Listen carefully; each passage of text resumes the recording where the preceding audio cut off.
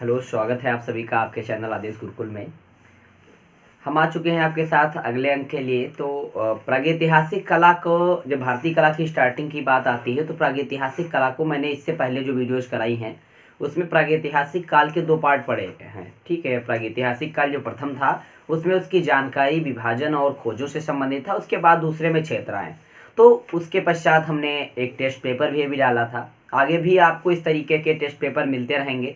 कोशिश करेंगे कि प्रत्येक 2 दिन में, डेली तो नहीं, इतना समय नहीं है, तो इसलिए प्रत्येक 2 दिन में आपको किसी न किसी प्रकार की वीडियो, चाहे वो आपकी थ्योरिकल आपकी क्लास की हो, चाहे आपका टेस्ट पेपर हो, चाहे अन्य किसी जानकारी के साथ हो। ठीक है, तो सबसे पहले अगर किसी ने इस चैनल को सब्सक्राइब नहीं किया है तो सब्सक्राइब कर ले और साथ ही साथ बेल आइकन भी प्रेस कर ले, क्योंकि आगे की आने वाली वीडियोज़ के लिए आपको नोटिफिकेशन मिल जाए।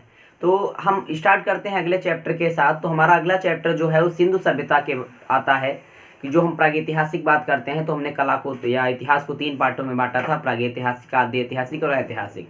प्रागैतिहासिक मतलब वह काल जिसकी कोई लिखित विवेचना नहीं है, जो सिर्फ साक्ष्य एवं प्रमाणों के आधार पर वर्णन किया जाए, वो प्रागैतिहासिक हो गया।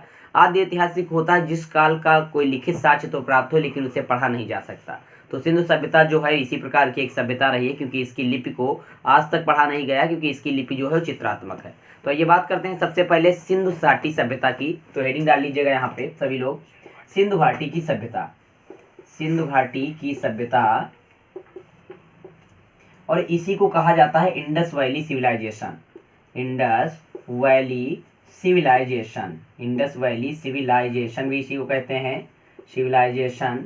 ठीक है, अब सबसे पहले तो इसके नाम जो है सिंधु घाटी सभ्यता क्यों पड़ा, क्योंकि नामकरण जब होता है तो कोई ना कोई उसकी विशेषता जरूर होती है। तो क्यों इसका नाम सिंधु घाटी सभ्यता क्यों पड़ा, इसका कुछ और भी नाम हो सकता था। तो सबसे बड़ा रीजन ये था कि इसका नाम जो पड़ा था किस लिए पड़ा था। तो सबसे पहले देखिएगा, अब ये भी सबसे पहले क्वेश्चन आता है कि सिंधु घाटी सभ्यता किन 2 देशों में पाई जाती है, और भी देशों में प्रमुख रहती है, तो कहाँ कहाँ पाई जाती है। तो सबसे पहले हम इंडिया की बात करते हैं कि अगर इंडिया के अंतर्गत हम देखें तो सबसे मुख्य रूप से आपको कहाँ पे देखने को मिलेगा।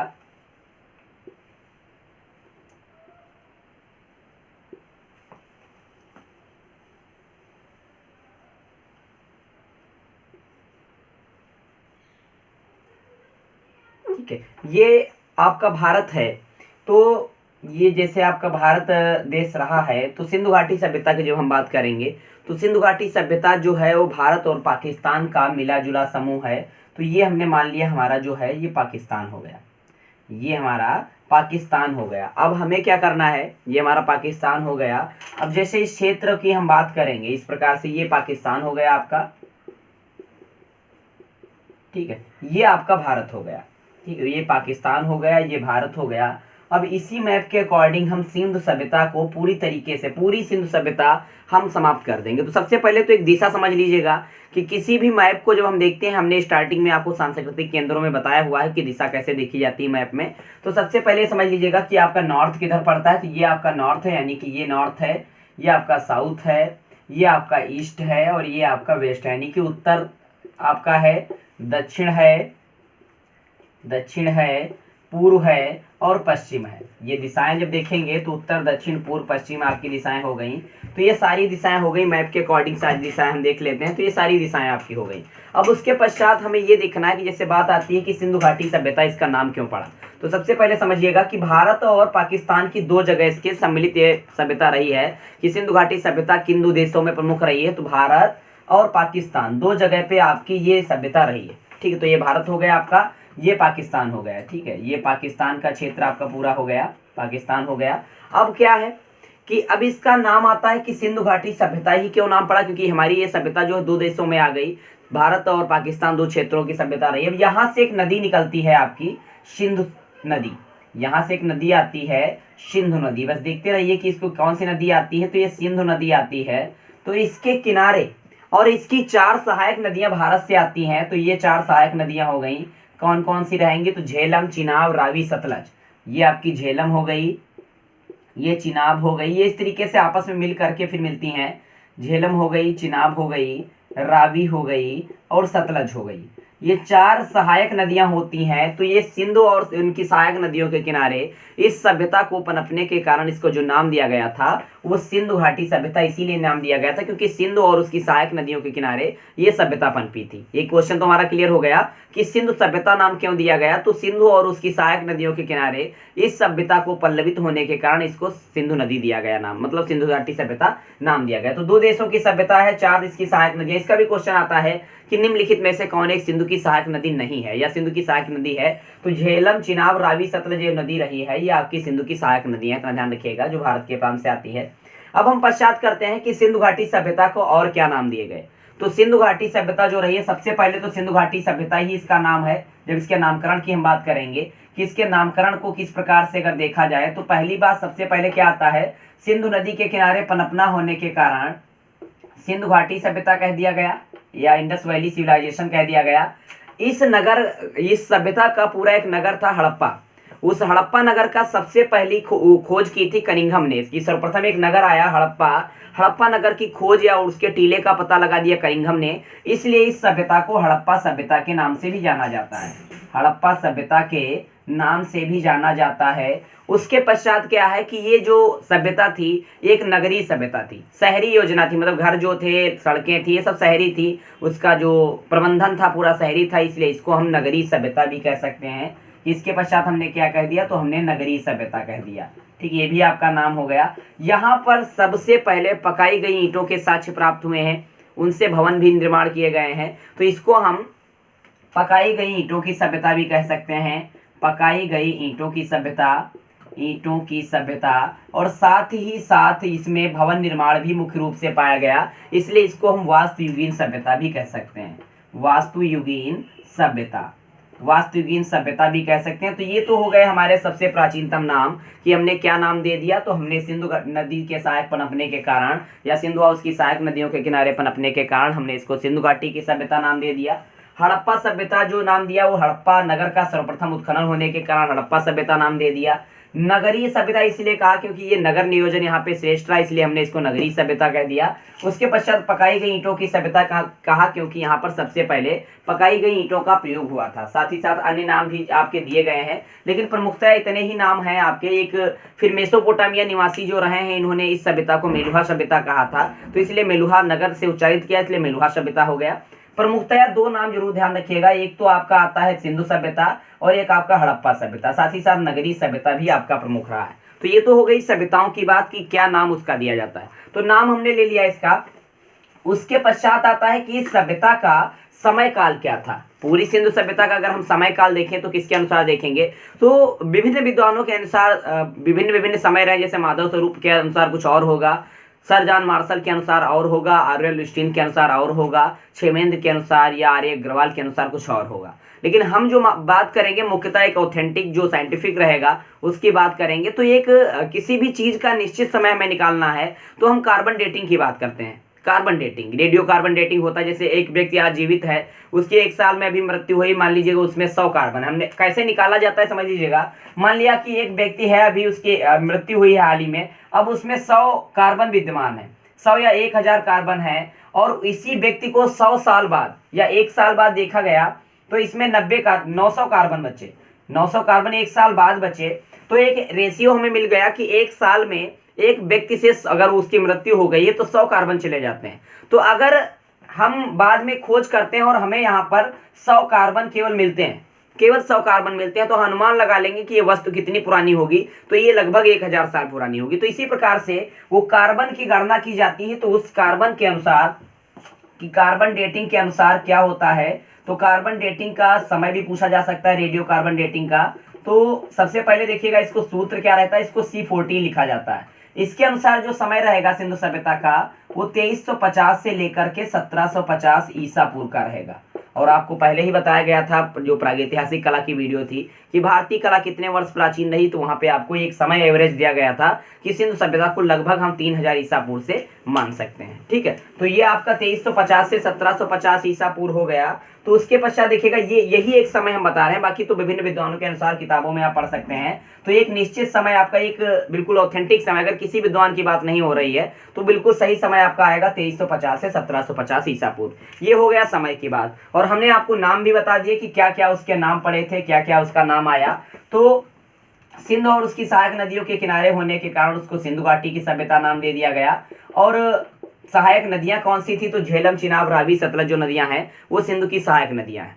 अब हम और किस बारे में बात करेंगे, तो अब हम बात करेंगे कि सिंधु सभ्यता का विस्तार किस प्रकार से रहा है, कहाँ विस्तार रहा है। तो सबसे पहले तो समझिएगा हमें सबके छोर देखने कि जैसे हमने बात कर ली कि सबसे विस्तार तभी आप देख पाएंगे, आकार तभी आप देख पाएंगे जब हर छोर आप मिला लेंगे।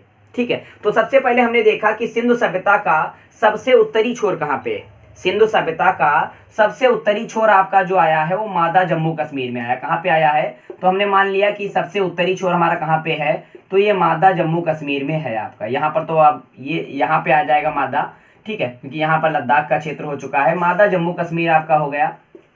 उसके पश्चात उत्तरी क्षेत्र तो हमारा मिल गया कि उत्तरी कोना हमारा कौन सा रहा है, तो मादा जम्मू कश्मीर हो गया। लेकिन दक्षिणी कहाँ रहेगा, तो दक्षिणी जो कोना हमारा जो है वो दाइमाबाद महाराष्ट्र में रहेगा। कहाँ पे है, तो ये दाइमाबाद महाराष्ट्र में रहेगा। दक्षिणी कोना हमारा कहाँ पे रहेगा, तो दाइमाबाद महाराष्ट्र में।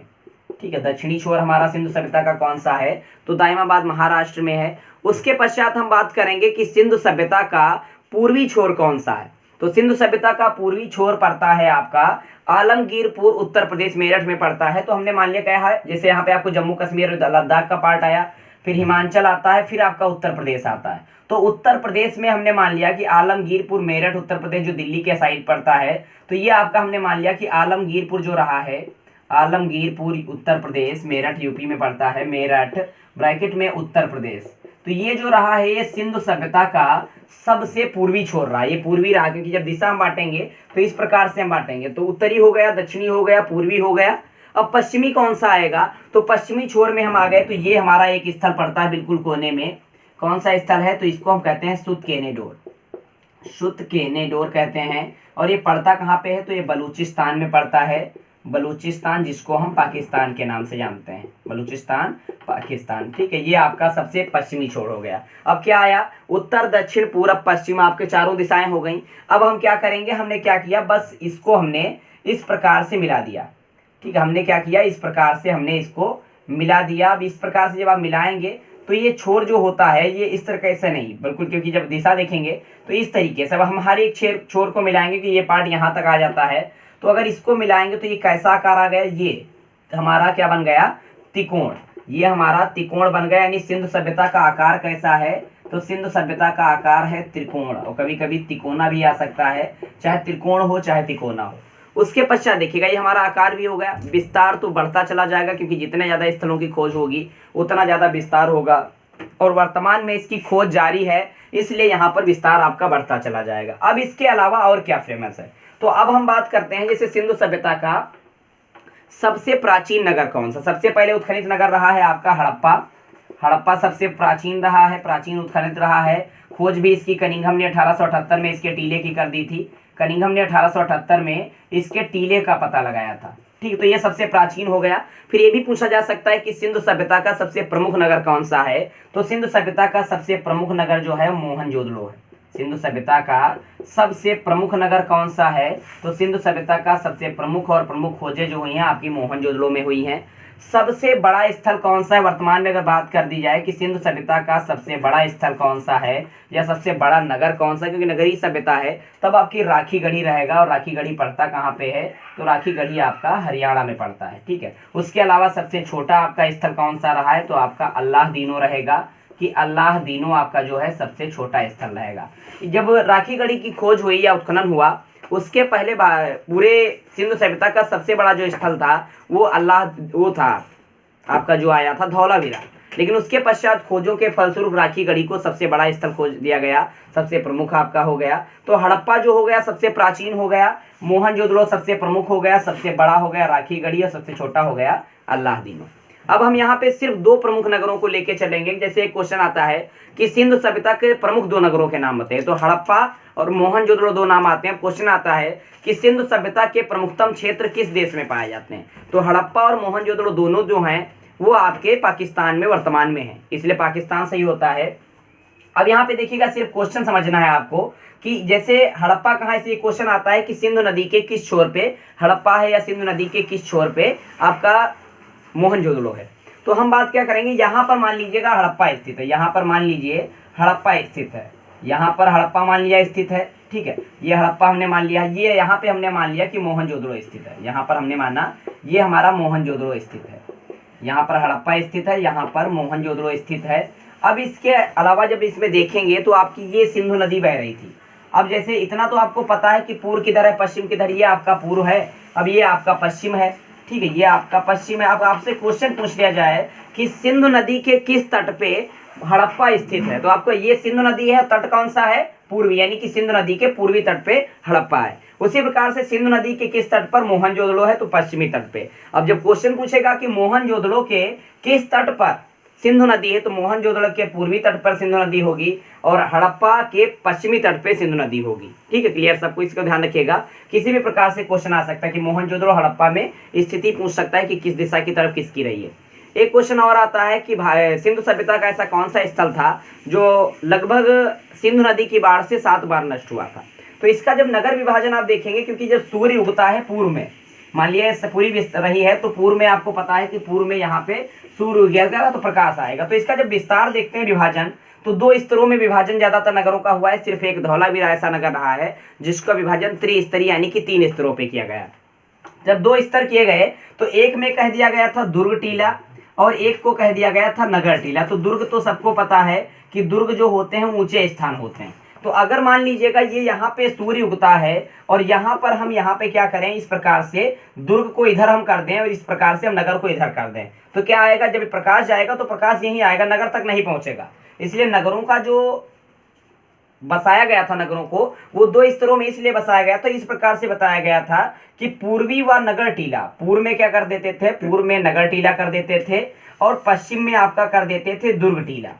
पश्चिम में क्या कर देते थे, दुर्ग टीला। तो ये क्या होता था, ये मान लिया हमने ऊंचा स्थान हो गया, ये निचला स्थान हो गया, तो क्या अब सूर्य का प्रकाश आएगा तो दोनों जगह बराबर जाएगा। यानी कि हर एक नगर का विभाजन जो हुआ था, पूर्व में नगर टीला आता है और पश्चिम में दुर्ग टीला आता है। रीजन क्या था, जैसे यहाँ पे हमने हड़प्पा मान लिया, इसी प्रकार से विभाजित कर दिया, ये हमारा हो गया। अब जब सिंधु नदी की बाढ़ आएगी यहाँ पे तो क्या होगा, दुर्ग पहले पड़ गया, दुर्ग से टकरा के वापस पानी वहां तक नहीं पहुंच पाएगा, वहां पे समाप्त नहीं कर पाएगा। और इसी प्रकार से अगर हड़प्पा हमने कर दिया तो हड़प्पा भी इसी प्रकार से आपका पूर्व में नगर टीला, पश्चिम में दुर्ग टीला।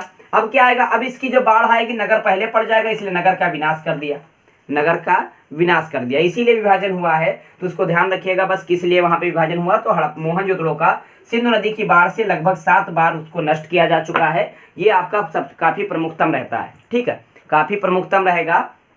अब ये सिंधु सभ्यता का हमने विस्तार पढ़ लिया, सारे नगर पढ़ लिए। अब कुछ प्रमुख नगर क्षेत्र आएंगे आपके, तो उन क्षेत्रों के बारे में जो डिटेल आएगी तो वो सब आपको नेक्स्ट वीडियो में बताया जाएगा। जैसे चाहे हड़प्पा हो, चाहे मोहनजोदड़ो हो, चाहे लोथल हो, चाहे कालीबंगा हो, किसी भी स्थल के बारे में उसकी खोज, उसमें क्या पाया गया, क्या विशेषताएं रही हैं, ये सब हम नेक्स्ट वीडियो में बात करेंगे, ठीक है। उसके बारे में नेक्स्ट वीडियो का वेट करिएगा। और कल आप सभी को एक टेस्ट पेपर फिर से सॉल्व कराया जाएगा, उसके लिए सभी लोग तैयार रहिएगा अच्छी तरीके से। एक दिन में मैं क्लास कराऊंगा, आपको वीडियो अपलोड करूंगा, दूसरे दिन आपको टेस्ट कराऊंगा। कोशिश करूंगा कि रेगुलर आप लोगों के लिए अपडेट रहूं, आप लोग भी अपडेट रहिएगा। नेट की वैकेंसी की जो नेट का जो आपका फॉर्म है आ चुका है, उसका फॉर्म भरिए। डीएसएसबी में करेक्शन का आया है अपडेशन का, उसको अपडेट करिए। सारे एग्जाम आपके बहुत ही जल्द आयोजित होंगे। नेट का पेपर मई में लग चुका है, इसलिए अपनी तैयारी को थोड़ा सा जोर दीजिए। अगर कोई समस्या आती है या अगर कोई चीज़ आपको पूछनी होती है तो आप कमेंट बॉक्स में जाके कमेंट कर सकते हैं। नेक्स्ट वीडियो का वेट करिएगा। और हाँ, एक और बहुत ज़रूरी बात है कि मेरा जो ऑफलाइन और ऑनलाइन, मुख्यतः ऑनलाइन बैच जो मेरा है, पहले से बैच चल रहा था, लेकिन नया बैच जो नई वैकेंसीज आई हैं या नेट का फॉर्म आया, उसके मद्देनज़र आपको 4 से 6 बजे तक, 8 फरवरी से आपका नया बैच स्टार्ट हो रहा है और शाम को 4 से 6 आपकी 2 घंटे की लाइव क्लास होगी। आपके टेस्ट पेपर भी उसी में होंगे, आपके नोट्स वगैरह भी आपको उसी में प्रोवाइड कराए जाएंगे। तो मेरी लाइव क्लास आपकी अगर किसी को ज्वाइन करना है तो मेरा नंबर वैसे भी आपको वीडियोज के फ्रंट में ही मिल जाएगा, 8601083807। इस पे आप कांटेक्ट कर सकते हैं और 8 फरवरी से पहले आप अपना रजिस्ट्रेशन करवा सकते हैं। ठीक है, आप लाइव क्लास से जुड़ने के लिए आप उस पर संपर्क कर सकते हैं अगर कोई समस्या आती है। अगर नहीं किसी को ज्वाइन करना है, कोई बाध्यता नहीं है, आप यहाँ से जुड़े रहें, अपने नॉलेज को विस्तार देते रहें। आपके कंपटीशन के लिए बहुत ही महत्वपूर्ण जानकारियों को हम लेकर आएंगे, कोशिश करेंगे, साझा करेंगे। तो नेक्स्ट का वेट करिएगा, वीडियो का टेस्ट का वेट करिएगा आप सभी लोग। और इसमें जो भी आपकी त्रुटियां अगर हो जाती है तो नेक्स्ट वीडियो में सुधार कर लूँगा। वैसे अपनी तरफ से तो हम पूरी कोशिश करते हैं कि कोई त्रुटि ना। ठीक है, तो नेक्स्ट वीडियो का वेट करिएगा सभी लोग। धन्यवाद।